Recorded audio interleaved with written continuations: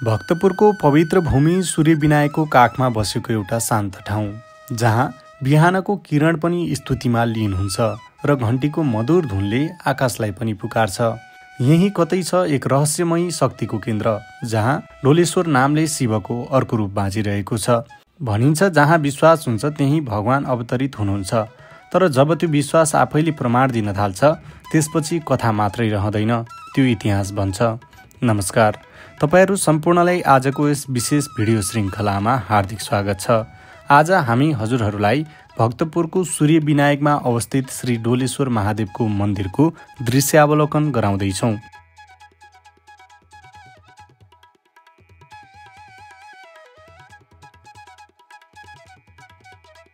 पौराणिक कथा अनुसार कहिल्यै नथाक्ने पाण्डव महाभारतको युद्ध जितेपछि पनि उनीहरूको मन शान्त थिएन। उनीहरूलाई थाहा थियो युद्धले उनीहरू विजय भए पनि त्यो रक्तपातको बोझ सँगसँगै थियो। त्यसैले उनीहरू निक्लिए भगवान शिवको दर्शन र क्षमा खोज्दै। शिवले युद्धपछिको पापबाट पाण्डवलाई तत्काल दर्शन दिनु उचित ठानेनन्। त्यसैले शिवजीले साँडेको रूप धारण गर्नुभयो। तर पाण्डवहरूले यो कुरा थाहा पाइसकेका थिए। उनीहरू खोज्दै त्यही स्थानमा आइपुगे जहाँ शिवजी साँडेको रूप धारण गरी लुक्नु भएको थियो। जसै पाण्डवले शिवरूपी साँडेलाई देखे, उनीहरूले साँडेलाई समात्ने प्रयास गरे, तर त्यो साँडे भुइँमा समाहित हुन थाल्यो र त्यही गाडिएर हरायो। तत्पश्चात भुइँबाट शिवको शरीरका भागहरू अलग अलग ठाउँमा प्रकट भए। पिठ्यूको भाग भारतको केदारनाथमा प्रकट भयो भने शिरको भाग नेपालको भक्तपुरमा।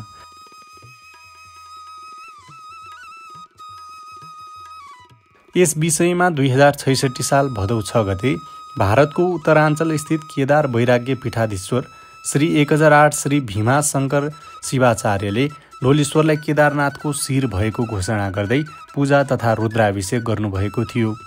डोलेश्वरलाई केदारनाथको शिरोभाग घोषणा गरिएकै दिन भदौ 6 गते भएकाले केदारनाथको शिर डोलेश्वर महादेव संरक्षण तथा विकास समितिले मन्दिरको चारै ढोका खुला राखी भक्तजनलाई सो शिला छोएर पूजा गर्न सकिने व्यवस्था मिलाएको थियो।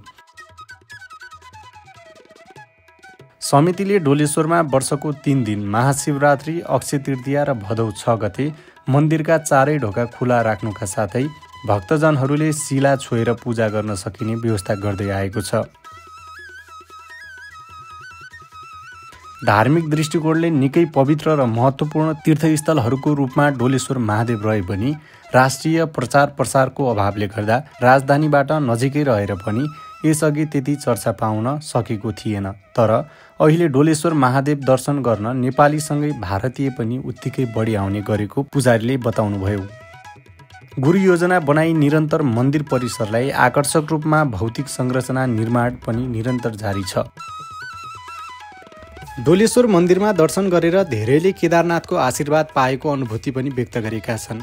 डोलेश्वर दर्शनले इच्छा पूर्ति गर्ने मात्र होइन, भक्तहरूको मनमा शान्ति र सन्तुष्टि पनि ल्याउँछ। धेरै वृद्ध, अस्वस्थ वा अन्य कारणले केदारनाथ जान नसक्नेहरूका लागि डोलेश्वर ठुलो आस्था र सांस्कृतिक महत्त्व बोकेको स्थल पनि हो। यसले नेपालीलाई शिवको राष्ट्रका रूपमा पनि चिनाउने काम गर्छ। डोलेश्वर हाम्रो राष्ट्रिय पहिचानसँग जोडिएको छ र यहाँ हरेक वर्ष लाखौँ भक्तजनहरू दर्शन गर्न आउँछन्। यसले धार्मिक यात्राको सन्देश मात्र होइन, नेपाली जनताको आस्था र श्रद्धाको प्रतीक पनि प्रस्तुत गर्दछ। त्यसैले नेपालको माटोले केवल अन्न जन्माउँदैन, यो माटोबाट कथा जन्मिन्छन् जुन कथाले भगवानलाई बोलाउँछ। डोलेश्वर महादेव त्यो ठाउँ हो जहाँ यी तीनै तत्त्वहरू शक्ति, प्रकृति र शिव एकै थलोमा बगिरहेका छन्।